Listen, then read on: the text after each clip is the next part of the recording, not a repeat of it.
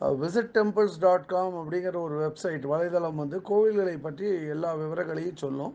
அந்த கோவிலுக்கு எப்படி சென்றடையலாங்கிறதுக்கு ஒரு கூகுள் வரைபடம் கொடுத்துருக்கோம். அது தவிர வானிலை அறிக்கை எங்கே போகிறதுக்கு ஏற்ற தருணத்தை வந்து காட்டும். அது தவிர ஒரு வீடியோ லிங்க்கும் இருக்குது. அந்த வீடியோ லிங்க் மூலமாக அந்த கோயிலை பற்றி நிறைய தெரிஞ்சுக்கணும்.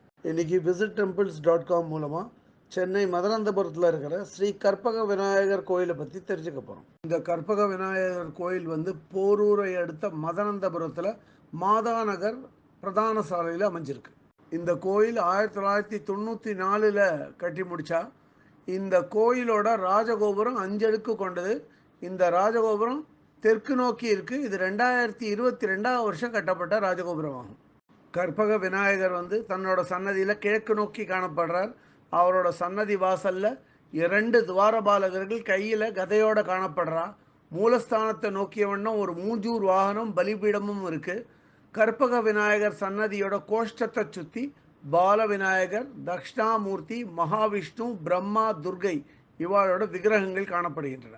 கற்பக விநாயகர் சன்னதியை அடுத்து கற்பகநாதர் சன்னதி. கற்பகநாதர் சிவனோட ஒரு ரூபம்.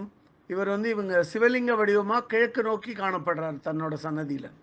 கற்பகநாதர் சன்னதியை நோக்கி ஒரு பஞ்சலோக நந்தி விக்கிரகத்தை வச்சிருக்கா.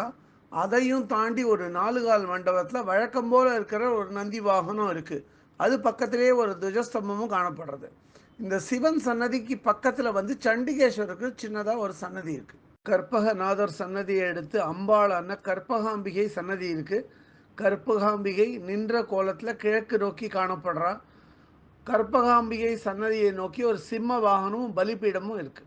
அம்பாள் சன்னதியை எடுத்து வள்ளி தேவசேனா சமேத கல்யாண சுப்பிரமணியர் சன்னதி இருக்குது. இதுவும் கிழக்கு நோக்கி தான் இருக்குது. இந்த சன்னதிக்கு எதிரில் ஒரு மயில் வாகனமும் பலிபீடமும் இருக்குது. இந்த கோயிலில் மொத்தம் 3 சன்னதி தெற்கு நோக்கி அமைஞ்சிருக்கு. அதில் முதலாவது சன்னதியில் உற்சவமூர்த்தி விக்கிரகங்கள்லாம் வச்சுருக்கா. நடுவில் இருக்கிற சன்னதியில் நடராஜர் தனது துணைவியான சிவகாமி அம்பாளோட காணப்படுறா. 3வது சன்னதியில் ஸ்வர்ண ஆகர்ஷண பைரவர் தனது துணைவியோட காணப்படுறார். அவர் கையில் ஒரு திரிசூலம் இருக்குது. இப்போ நான் சொன்ன சன்னதி எல்லாமே இந்த கோயிலோட மகாமண்டபத்தில் அமைஞ்சிருக்கு. இந்த மகாமண்டபத்தில் இருக்கிற எல்லா தூண்கள்லையும் பற்பல விக்கிரகங்கள் இருக்குது. மேற்கூரை பகுதியிலையும் பல நிறங்களில் வர்ணம் தீட்டி பார்க்க ரொம்ப கண்கவரும் விதமாக இருக்குது. இந்த கோயிலில் நவகிரக சன்னதி வழக்கம் போல் காணப்படுறது பார்க்க ரொம்ப அற்புதமாக இருக்குது. இங்கே வந்து ஒரு அரச மரமும் வேப்ப மரமும் பின்னி பிணைஞ்சு காணப்படுறது. அதை சுற்றி ஒரு சிமெண்ட் மேடை அமைச்சு அங்கே வந்து நாகதேவதைகள் விக்கிரகங்களை வச்சு வழிபடுறான். இந்த கோயிலில் இருக்கிற அனுமாரோட பேர் ராம பக்த காரிய சித்தி ஆஞ்சநேயர். ரொம்பவும் சக்தி வாய்ந்தவர். இந்த சன்னதி பக்கத்திலேயே வந்து கோயிலோட மடப்பள்ளியும் இருக்குது. கோயில் அலுவலகமும் அங்கேயே இயங்கி வருது.